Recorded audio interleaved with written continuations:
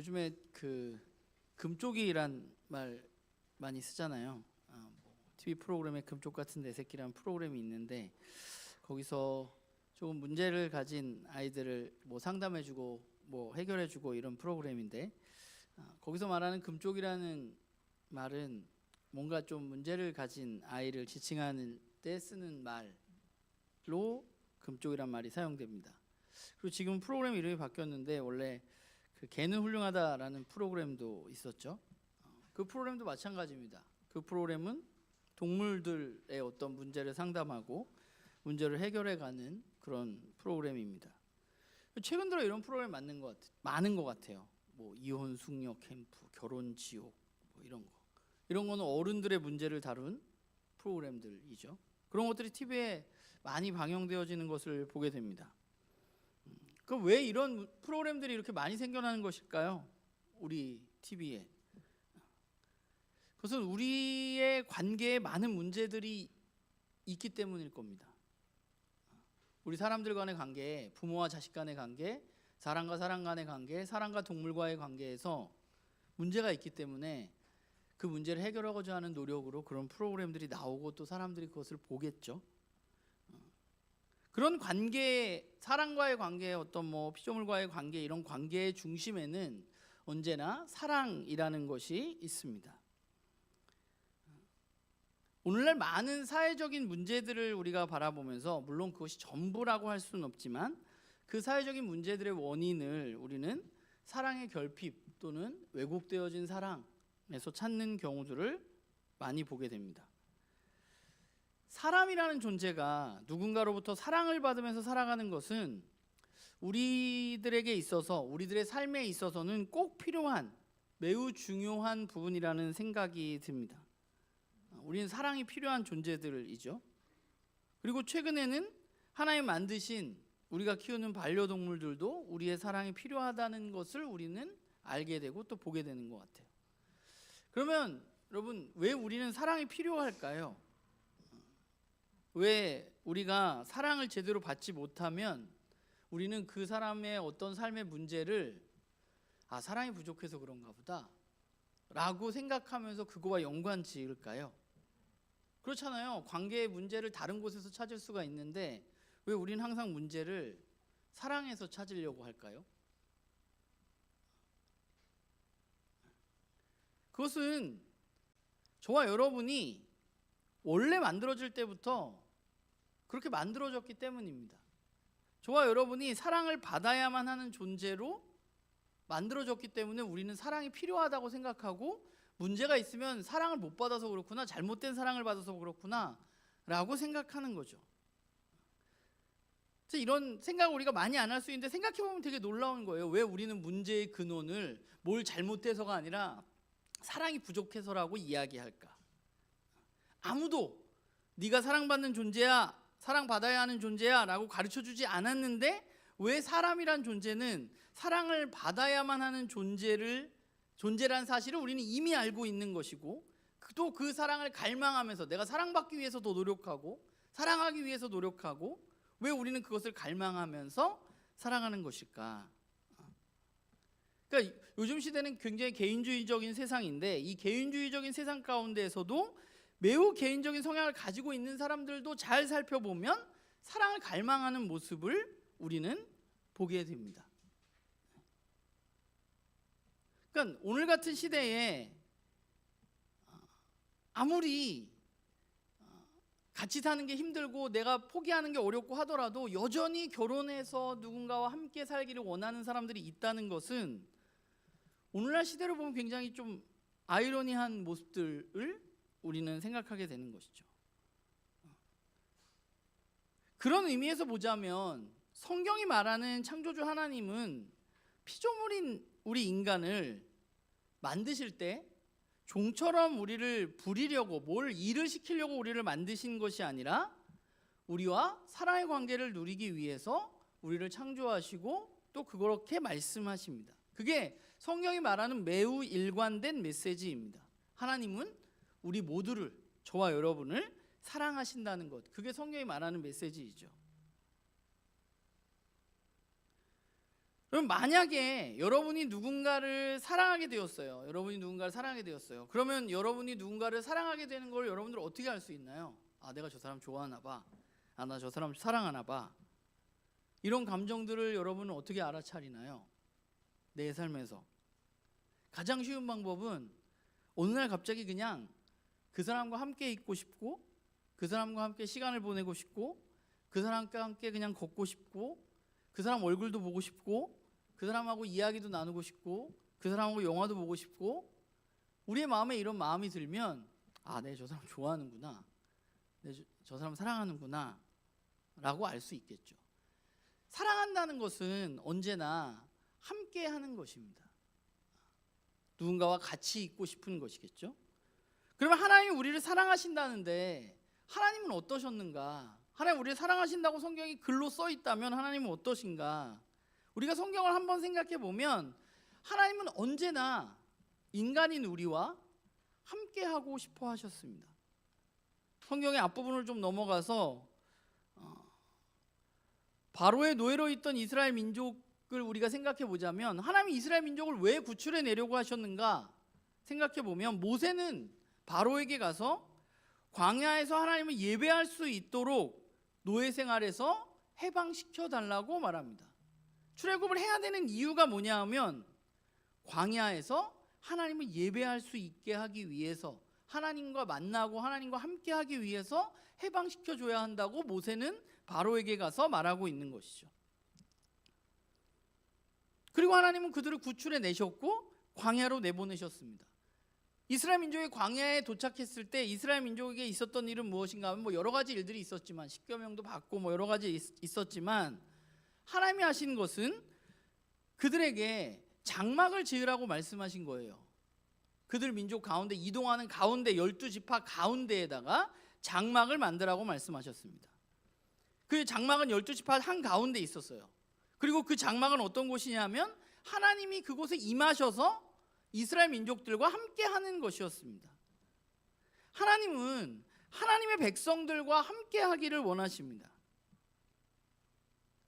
그것을 보면 하나님 우리를 진짜 사랑하시는구나 라는 것을 우리는 알 수 있죠. 왜냐하면 하나님은 언제나 우리와 함께 하고 싶으셨기 때문입니다. 그래서 예배하기를 원하셨고, 그래서 불러내서 장막을 만들어서 내가 거기를 거하기를 원하셨던 겁니다.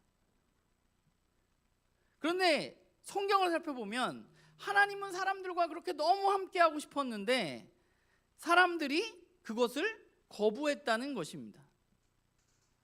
하나님을 예배하고 하나님과 함께하고 그분의 사랑으로 살아가야 할 사람들이 다른 것들을 찾은 것이죠. 하나님 말고.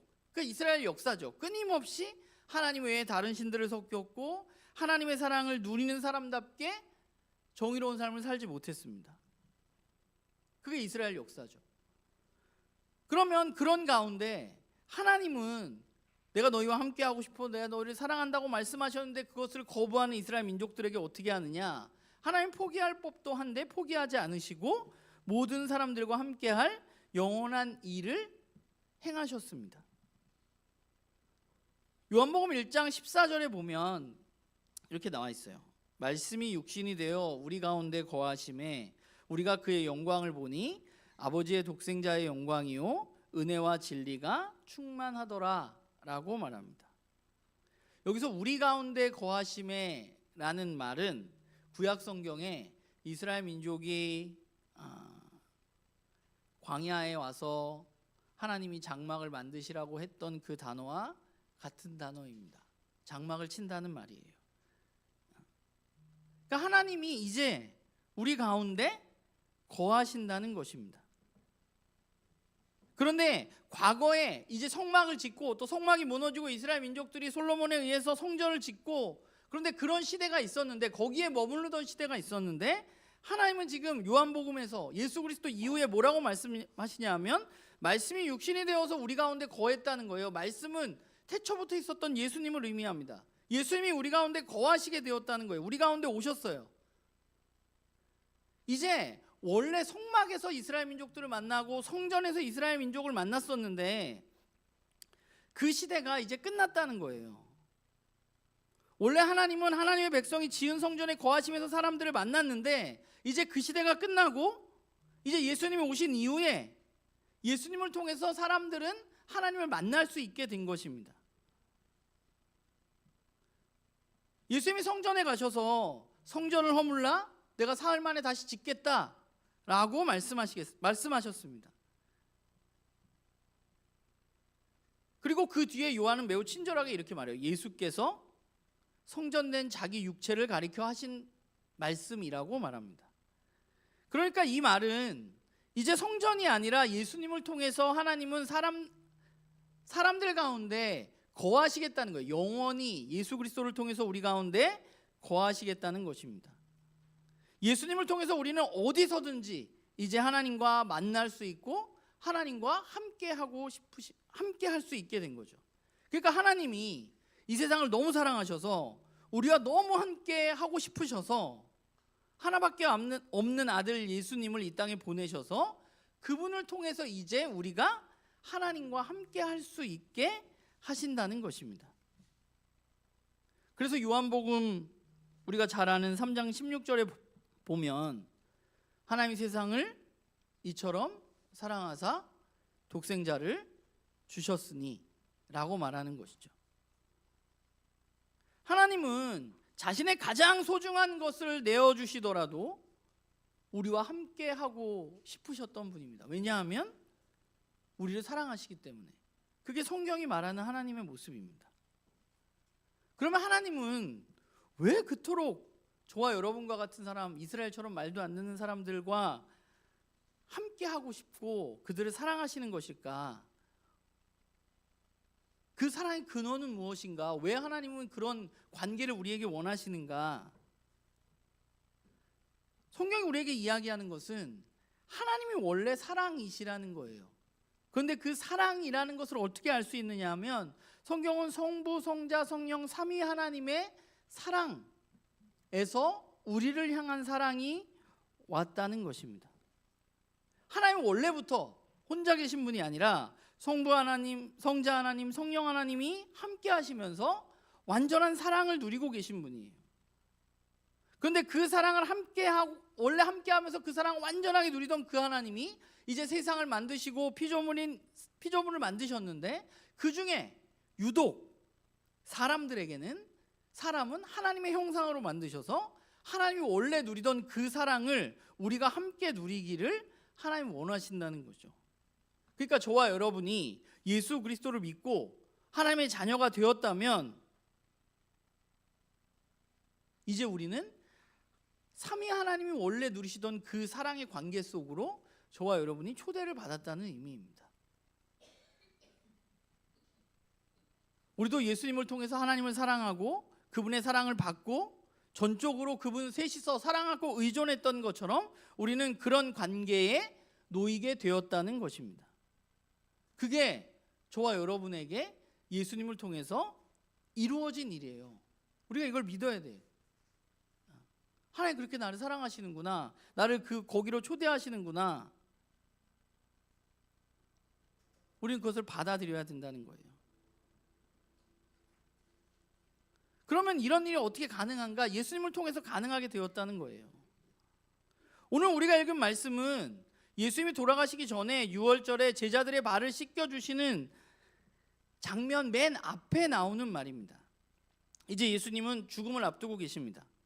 그때 예수님이 보여주신 모습은 무엇인가 하면 자기 사람들을 사랑하시되 끝까지 사랑하셨다는 것입니다. 그리고 여기서 끝까지라는 말은 극한까지, 결승점까지 라는 의미예요. 그러니까 하나님 우리를 그렇게 끝까지 정말 사람이 할 수 있는 사랑의 최선을 우리를 사랑하셨다는 것입니다. 사람이 할 수 있는 가장 큰 사랑은 무엇인가요? 사람이 할 수 있는 가장 큰 사랑. 예수님은 사람이 할 수 있는 가장 큰 사랑에 대해서 뭐라고 말씀하셨을까요? 예수님 그렇게 말씀하셨어요. 제자들에게. 친구를 위해서 자기 목숨을 버리면 이보다 더 큰 사랑이 없다는 것입니다. 예수님 보시기에 가장 큰 사랑, 극한의 사랑은 자기 목숨을 위해서, 자기 친구를 위해서 자기 목숨을 내어주는 것입니다. 예수님은 그냥 끝까지 사랑하셨다는 게 그냥 말만 사랑하신 게 아니라 정말 예수님이 말씀하셨던 그 어떤 것보다 큰 사랑, 친구들을 위해서 자신의 목숨을 내어놓으신 것입니다. 그러니까 예수님은 제자들을 사랑하셨는데 그 사랑이 끝까지, 그러니까 인간의 사랑의 정말 끝에 있는 사랑을 우리들에게 보여주시고 실천하셨다는 것입니다. 그게 우리들이 받은 사랑이에요. 우리들이 알고 있고 우리들이 믿고 있는 사랑입니다. 그러면 예수님께서 보여주신 자신의 목숨까지 내어준 그 극한의 그 끝의 사랑은 어떤 사랑이었는가 생각해 보면 그 사랑은 예수님 그냥 죽은 게 아니라 예수님에게는 분명한 목적이 있었습니다. 예수님의 사랑의 목적은 무엇인가 하면 자신의 친구들을, 자신이 사랑하는 사람들을 살리는 것이었어요. 영원한 생명을 그 사람들에게 가져다 주는 것이었어요. 자신의 죽음으로 인해서 하나님과 자신이 누리던 그 사랑의 관계로 사람들을 초대하는 것이 예수님의 죽음의 목적이었습니다. 그러니까 우리가 사순절을 지내면서 예수님의 죽음의 상징인 십자가를 바라볼 때 우리는 흔히 그냥 예수님 나 때문에 너무 고통스러워하시고 너무 아프셨구나 라고 그냥 슬퍼할 것이 아니라 그분이 나를 위해서 죽으신 목적이 무엇인가에 대해서 우리는 생각해 봐야만 한다는 거죠. 그분은 나에게 진짜 참 생명을 선물하시기 위해서 죽으신 것입니다. 그러니까 우리는 십자가를 볼 때마다 물론 예수님의 죽음이 우리에게 너무 슬픔으로 다가오기는 하지만 우리는 감사할 수밖에 없는 것이죠. 왜냐하면 그분의 죽음을 통해서 우리는 진짜 생명을 선물 받았기 때문이고 하나님이 원래 누리시던 그 놀라운 사랑의 관계로 우리가 초대되었다는 것이기 때문입니다. 그러니까 예수님의 사랑은 그 끝까지 우리를 사랑하신 그 사랑이 아무 목적이 없는 게 아니라 그냥 죽으신 게 아니라 우리를 사랑의 관계로 초대하는 목적이 있는 사랑이었다는 거예요. 그리고 또 하나, 예수님의 사랑이 분명한 목적을 가진 사랑이었는데 그 목적을 위해서 예수님은 그냥 말만 하는 게 아니라 내가 너희들에게 참 생명을 주고 싶어 라고 이야기하는 것이 아니라 직접 사랑을 실천하셨다는 것입니다. 요즘 세상에는 되게 말뿐인 사랑이 너무 많아요. 그냥 나도 사랑해 라는 거. 진짜 사랑은 말만 있지 않습니다. 진짜 사랑은 행동으로 나타나는 거예요. 예수님이 사랑하신 것은 우리를 살리기 위해서 그 목적을 가지고 예수님이 우리를 사랑하셨는데 어떻게 사랑하셨냐? 끝까지 자신의 목숨을 내어주는 그런 실천을 감행하면서 행동으로 옮기시면서 우리를 사랑해 주셨다는 것입니다. 그게 우리가 받은 사랑이고 예수님의 사랑이에요. 그러면 우리가 예수님의 이러한 사랑을 통해서 알 수 있는 것은 무엇인가 하면 그것은 너무 뻔한 이야기이긴 하지만 하나님 저와 여러분을 진짜 너무 사랑하신다는 거예요. 그러니까 제가 오늘 설교를 준비하면서 좀 힘들었던 이유는 너무 뻔한 얘기를 오늘 30분을 해야 된다는 거. 하나님 우리 사랑하신다고. 그 얘기를 오늘 풀어서 30분에 여러분들하고 나누려니 내가 그렇다고 하나님 우리를 사랑하십니다 그리고 끝낼 수 없잖아 내가. 그렇게 우리를 사랑하신다는 거예요. 그러면 우리는 예수님의 사랑을 보면서 이 십자가를 보면서 우리는 뭘 알 수 있느냐 하면 여러분 이 십자가 사랑을 보면서 뭘 알 수 있어요? 하나님이 진짜 나를 사랑하는구나 라는 것을 우리는 알 수 있죠. 성경이 말하는 것이 바로 그거예요. 복음서가 이야기하는 것이 그거예요. 예수님의 사랑 이야기는 진짜로 사랑을 온몸으로 살아낸 한 사람의 이야기입니다. 그 사랑을 통해서 우리는 하나님이 우리를 얼마나 사랑하는지 알 수 있어요. 예수님의 모든 행동이 다 사랑이었어. 우리가 요한복음의 예를 들자면 예수님이 니고데모를 만나서 막 이야기하다가 네가 다시 태어나야 돼 라고 말하셨던 이유는 사랑하기 때문입니다. 예수님이 사마리아 여자에게 물을 달라고 하신 이유도 그 사람에게 참 생명을 주기 위해서 사랑하셨기 때문입니다. 예수님이 아픈 사람들을, 병든 사람들을 고치시고 귀신 들린 사람들의 귀신을 내어 쫓으신 이유도 사랑하셨기 때문입니다. 그리고 그 사랑의 끝은 어디에 있는 거예요? 십자가에 있는 거죠. 친구를 위해서 목숨을 버리는 그 사랑에 있는 것입니다. 우리가 지난주에 정의에 대한 이야기를 나누었는데요, 이 땅에서 진짜 하나님의 정의가 실현되어지고 깨어진 세상이 올바로 되기 위해서 진짜 필요한 게 뭐냐면, 그 정의와 함께 반드시 있어야 되는 게 뭐냐 하면 바로 사랑입니다. 왜 모두가 정의를 꿈꾸는데 세상이 이렇게 되었는가? 사랑하지 않기 때문이에요. 사랑이 없기 때문에. 정의는 생각하는데 다 나만의 정의가 있고 내 생각만 하기 때문에 다른 사람에 대한 사랑이 없기 때문이에요. 누군가를 힘으로 죽여서 오는 정의는 정의가 아니에요. 그건 하나님 말씀하신 정의가 아니에요. 그건 로마가 쓰는 방법이었어요. 내 마음대로 하고 내가 힘으로 다른 사람들을 통치해서 너희들 너무 평화롭지? 내가 너희들에게 먹을 거 다 주잖아. 이건 로마가 사용하는 방법이었어요. 예수님은 그렇게 하지 않으셨어요. 예수님은 누구를 힘으로 죽이지 않았어요. 예수님은 그 사람을 변화시키기 위해서 너 변화돼야 돼 하고 힘으로 뭘 하지 않으셨어요. 예수님이 하신 것은 뭐예요? 그 사람을 위해서 죽으신 거예요. 그 사랑이 있기 때문에 하나님의 정의가 실현되어질 수 있는 거예요. 그게 하나님의 사랑입니다. 우리가 그 하나님의 사랑을 이제 정말 받았다면, 여러분이 정말 그 사랑을 진짜 믿는다면, 아, 내가 정말 하나님 나를 사랑하시는구나. 그러면 우리는 이제 어떤 삶을 살아갈 수 있을까? 그렇잖아요. 아까 우리가 처음에 얘기했던 것처럼 금쪽이, 이상한 강아지들, 문제는 뭐예요? 사랑 때문이라며. 사랑을 못 받아서, 또는 잘못된 사랑을 받아서. 그러면 반대로 생각하면, 저와 여러분이 하나님의 사랑을 진짜 잘 받았다면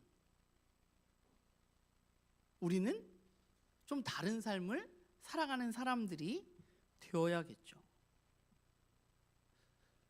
저는 예수님의 삶을 보면 우리가 살아가야 할 삶의 모습이 있는 것 같아요. 예수님이 어떤 분인가 우리는 생각해 보면, 우선 첫 번째로 예수님은 하나님과 진짜 친밀한 사랑을 나누신 분입니다.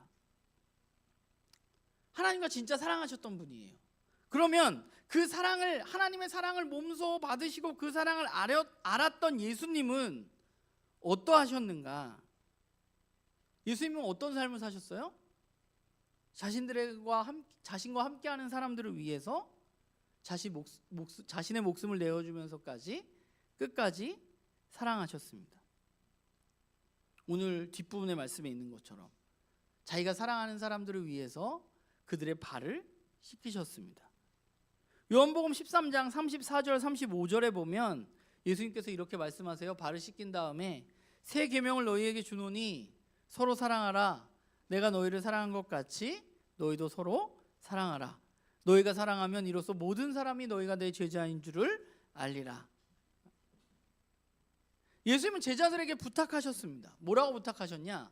서로 사랑해라. 어떻게 그들이 서로 사랑할 수 있느냐? 그들이 예수님의 사랑을 만났고 예수님의 사랑을 누렸기 때문에, 예수님이 나를 너무나 사랑하시고 지금 내 발을 씻겨주시는 것을 알기 때문에, 그 사랑을 경험했기 때문에 그들은 서로 사랑하는 삶을 살 수 있는 것입니다. 저와 여러분이 정말 오늘 너무 뻔한 얘기라고 그랬잖아요. 하나님 사랑. 그 사랑을 진짜 알고 믿는다면 우리는 서로 사랑하는 게 마땅한 거예요. 그리고 놀라운 것은 우리가 그렇게 예수님처럼 서로 사랑할 때 어떤 일이 일어나느냐? 사람들이 우리가 서로 사랑하는 것을 보면서 예수님이 어떤 분인 것을 알게 된다는 거죠. 우리가 아까 앞에 이야기를 보면 우리가 예수님의 사랑을 통해서 알게 된 건 뭐예요? 하나님 우리를 너무나 사랑하시는구나 알았어요. 하나님이 온 세상을 너무 사랑하시는구나, 우리를 너무 사랑하시는구나 라는 사실을 우리는 깨닫게 되었습니다. 저와 여러분이 사랑할 때 사람들은 우리를 보고 하나님이 사랑하신다는 사실을 알게 되는 거예요. 하나님 진짜 이 세상을 사랑하시는구나, 하나님 저 사람들을 정말 사랑하시는구나 라는 사실을 알 수 있는 방법이 하나밖에 없어. 우리가 서로 사랑하는 것. 어제 아이들하고 서울에 갔다 왔어요. 서울에 가서 임시정부 기념관에 가서 설명을 들었는데 그 임시정부 역사에서 굉장히 중요한 사건이 하나 있는데 그 간사님 설명으로는 굉장히 중요했던 사건 하나가 윤봉길 의사가 도시락 폭탄을 던진 사건이라는 거예요. 왜냐하면 우리는 그냥 윤봉길 의사가 도시락 폭탄을 주고서 일본에 누가 죽었구나 라고 생각을 하지만 그 사건이 중요했던 이유는 원래 임시정부는 그 전부터 10몇 년 전에 만들어져서 열심히 노력을 하고 있었어. 대한민국은 이런 나라야. 우린 주권을 가지고 있어. 노력을 하고 있었어. 근데 아무도 몰랐어요. 사람들이 많이 알지를 못했어. 대한민국이라는 나라가 있는지, 대한민국이 주권을 가지고 있는 건지 알지 못했어요. 그런데 갑자기 윤봉길 의사가 그 폭탄을 던짐으로 말미암아서 그분 말에 의하면 그날 그게 전 세계 신문에 났다는 거야. 대한민국에 윤봉길이라는 20 몇 살 먹은 청년이 도시락 폭탄을 던졌다. 그래서 일본의 사령관이 죽었다. 얘네는 뭐지? 얘네는 대한민국이라는 나라래. 그걸 주장하고 있는 거래. 그러기 위해서 폭탄을 던진 거래. 그래서 사람들이 그 이후에 대한민국 임시정부에 관심을 갖고 만나기도 하고 외교도 하고 이런 일들이 많이 벌어졌다는 거예요. 우리도 마찬가지예요. 하나님 우리를 교회마다 다 써 있어. 하나님 사랑이시라. 하나님 사랑인 건 이제 세상 사람들 다 알아요. 그 사랑이 진짜인 걸 어떻게 아냐고. 우리에게 뭔가가 있어야 그 사랑이 진짜 사랑이라는 게 드러날 텐데 무언가가 필요해요. 우리가 서로 사랑하는 어떤 일들이 윤봉길 의사가 폭탄을 던진 것처럼 어떤 계기가 필요하다고. 그걸 보면서 저 사람들이 진짜 사랑이구나. 하나님 진짜 사랑이구나. 예수님을 따르는 건 저런 거구나. 알 수 있다는 거예요. 우린 너무 구원, 예수님 믿고 우린 천국에 가. 마치 예수님 안 믿는 사람들 너무 불쌍하게 저 구원도 못 받은 것들 뭐 이렇게 생각하는 것 같아. 아무것도 아니에요. 우리 어떻게 될지도 몰라요. 우리는 구원받았다고 자랑하면서 다른 사람들한테 야 우리는 구원받았는데 넌 못 받아. 이런 사람들이 아니에요. 우리가 해야 할 건 뭐예요? 하나님과 사랑을 나누고 그 사랑으로 우리가 서로 사랑하는 거예요. 그걸 통해서 하나님이 사랑이시라는 걸 사람들에게 알리는 거예요. 하나님 너도 진짜 사랑해. 하나님 이 세상을 회복하고 싶으셔. 이런 일을 하는 거예요. 그럼 우리가 그렇게 서로 사랑하기 위해서 우리는 어떻게 해야 될까? 우리는 뭘 해야 그러면 서로 사랑할 수 있을까? 가장 먼저 해야 할 일은 하나님이 진짜 나를 진짜 사랑하시는구나 라는 그 사랑을 내가 지속적으로 확인하는 거예요. 우리는 때때로 우리의 눈에 보이는 것들 또 내가 경험하는 일들을 통해서 하나님의 사랑을 평가해요. 나한테 이런 일이 있는 거 보니까 하나님은 이런 거 같구나. 나한테 이런 일이 일어나는 걸 보니까 하나님 이렇구나. 내가 지금 눈에 보는 게 이러니까 하나님 이렇구나. 아니에요. 우리가 나눔교회에서 부르는 그 아맞다라는 찬양이 있는데 거기에 가사에 이런 게 나오죠. 세월에 묻혀 또 현실에 갇혀 잊고 살다가도 아무 생각 없이 그냥 살다가도. 그게 우리 모습이에요. 우리가 현실의 세계에 살다 보니까 세월에 묻히고 현실에 갇혀서 그냥 하나님 나를 사랑하시는 걸 잊고 살아. 매일 이거 보긴 보는데 하나님 나를 사랑하시는 거에 대해서 잊고 살아. 그리고 잊고 사는 것도 있는데 또 하나는 뭐냐? 그냥 살아. 하나님 내가 사랑하신다는 걸 알긴 아는 것 같은데 그냥 살아. 우리가 해야 할 일은 뭐냐 하면 현실 가운데 그 세월의 무게 가운데 우리의 치열한 삶의 현장 가운데 생각해야 돼요. 뭘 생각하느냐? 하나님이 나를 사랑하신다는 사실. 어떻게 생각할 수 있느냐? 십자가도 바라보고 말씀도 보고 찬양도 하고 예배도 드리고 이런 일들을 통해서 우리는 하나님 진짜 나를 사랑하신다는 사실을 확인하는 일을 끊임없이 해야 돼요. 오늘 우리가 찬양했듯이 하나님 진짜 나를 사랑하시는구나. 제가 그 찬송가 만왕의 한 내주께서 그렇게 좋아하진 않아요. 나는 그렇게 벌레 같진 않거든. 근데 거기 보면 이 벌레 같은 날 위에 내가 그렇게 벌레인가? 어느 날 그게 묵상이 되면서 갑자기 그만큼 하나님 우리를 사랑하신다는 거죠. 그러니까 우리는 생각해야 돼. 하나님 나를 사랑하신다는 거. 그리고 나면 하나님 나를 진짜 사랑하시는구나 라는 것을 알면 이제 우리는 어떻게 해야 되냐면 그 사랑을 우리의 삶 속에서 누려야만 합니다. 우리가 처음 이야기했던 것처럼 우리의 삶의 많은 문제들이 사랑의 결핍과 왜곡된 사랑에서 오는 경우가 많습니다. 우리가 그 사랑을 누리다 보면 우리는 어떻게 되느냐? 서로 사랑할 수 있는 힘을 얻게 되는 것입니다. 우리가 그 사랑을 잘 누리다 보면 우리는 건강한 사람이 되는 거예요. 그런데 우리가 하나님 나를 사랑하셔 라는 사실을 우리가 안다고 이야기하지만 그 사랑을 누리지 못하니까 우리는 자꾸 교회에서조차도 비교해서 내가 인정받고 싶어하고 인정 못 받으면 자꾸 서운하고 이렇게 되는 거예요. 왜냐하면 하나님의 그 사랑을 받지 못하고 있기 때문에. 우리는 그런 신앙생활을 할 수도 있다는 거죠. 우리가 해야 할 것은 진짜 사랑을 누리는 것입니다. 제가 나눔교회 식구들에게 너무 감사한 것은 우리 나눔교회 식구들이 서로 사랑하고 있다는 것입니다. 지난주에 그 마크조 선교사님 부부 밥 먹고 이야기 나누는데 뭐 그분이 우리 잠깐 예배 드린 거잖아요. 그리고 그냥 밥 같이 먹은 거잖아요. 근데 누군가 느끼기에 그냥 그렇게 한 2시간 같이 있었는데 그냥 그 한 2시간 같이 있으면서 느끼기에 이 교회 사람들이 진짜 가족 같구나. 그냥 서로 사랑하고 있구나. 아이들도 사랑받고 있구나. 그렇게 말씀하시더라고 저한테.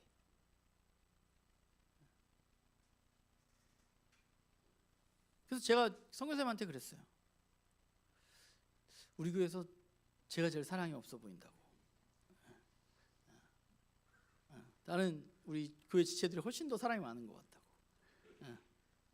저는 의지적으로 사랑한다고. 근데 우리 교회 식구들은 의지적이 아니라 원래 사랑이 많은 것 같다고. 그런 얘기를 했는데 누군가 눈에 보이기에 우리의 그런 모습이 드러나고 있다는 것입니다. 그래서 감사해요. 그렇게 우리가 잘 자라갈 수 있는 것은 우리가 하나님의 사랑을 누리고 있고 그 사랑이 깊어져 가고 있기 때문입니다. 물론 우리들에게 여전히 부족한 부분들이 있을 수 있죠. 그러나 그럼에도 불구하고 우리는 그분과의 사랑의 교제로 자라가고 있는 것입니다. 우리가 교회학교 시작했는데 사실 저는 교회학교 그렇게 꼭 우리가 아들 예배를 드려야 되나 하는 생각을 가지고 있어요. 왜냐하면 제일 중요한 건 하나님의 사랑을 받는 거고 우리 교회 식구들의 사랑을 받는 건데 아이들이 충분히 사랑을 받고 있다고 그걸 느끼고 있다고 제가 아이들은 아니지만 우리 딸들을 보면 그런 것 같아.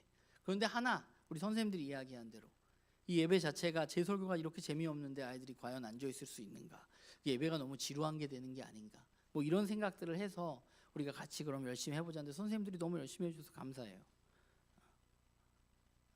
그러니까 우리가 서로 간에 진짜 사랑을 하게 될 때 그때 하나님이 드러나게 되는 거예요. 그리고 그 사랑을 받은 사람들은 어떠냐? 건강합니다. 그 진짜 사랑을 알고 내가 사랑받고 있고 믿고 있는 사람들은 건강할 수밖에 없어요. 그래서 저는 나눔교회 식구들이 진짜로 영육 간의 건강한 삶을 살기를 간절히 바라고 우리가 그렇게 될 수 있다고 생각해요. 왜냐하면 우리가 하나님의 사랑을 받는 사람들이기 때문에. 그리고 그걸 넘어서서 우리가 과거에는 생각할 수도 없는 사랑을 우리는 할 수 있는 존재가 되는 것이죠. 왜냐하면 우리가 진짜 사랑을 받았기 때문에, 내가 그 진짜 사랑을 누리고 있기 때문에. 저는 우리가 막 이 세상을 바꾸고 이루지 못할 수도 있다고 생각해요. 우리 나눔교회가. 그런데 저는 우리가 진짜 사랑을 하다 보면 우리를 통해서 하나님이 어떤 분이신지 사람들이 알 수 있게는 될 수 있다고 믿습니다. 그래서 우리는 이렇게 함께 모여서 예배를 드리고 함께 모여서 교회로 함께 하는 것입니다. 진짜 예수님의 사랑 이야기를 제가 그랬잖아요. 뻔한 이야기를 30분에 뭘 해야 되나. 그래서 제가 이렇게 예수님의 사랑 이야기를 곱씹어 보니 내가 정말 그분의 사랑을 잘 누리고 있나, 잘 받고 있나, 내가 정말 잘 사랑하고 있나 하는 생각을 많이 하게 되었던 것 같아요. 우리는 사순절 기간을 보내고 있고 이 사순절에 예수님의 사역을, 예수님이 하신 일들을 우리가 기억하면서 예수님이 어떤 일을 하셨는가, 우리를 끝까지 사랑하셨다. 그 사랑의 이야기 안에 저와 여러분이 있고 하나님과 예수님과 성령님이 그 누리던 아름다운 사랑으로 그 관계 속으로 하나님은 우리를 초대하셨다는 사실, 그 사실만으로 너무 감사하고 너무 기쁜 것 같아요. 우리가 그 사랑을 잘 누리면서 나눔교회 식구들이 하나님 더욱더 사랑하고 내 옆에 있는 지체들도 더욱더 사랑하는 우리들로 자라가기를 주님의 이름으로 부탁을 드립니다. 우리 옆 사람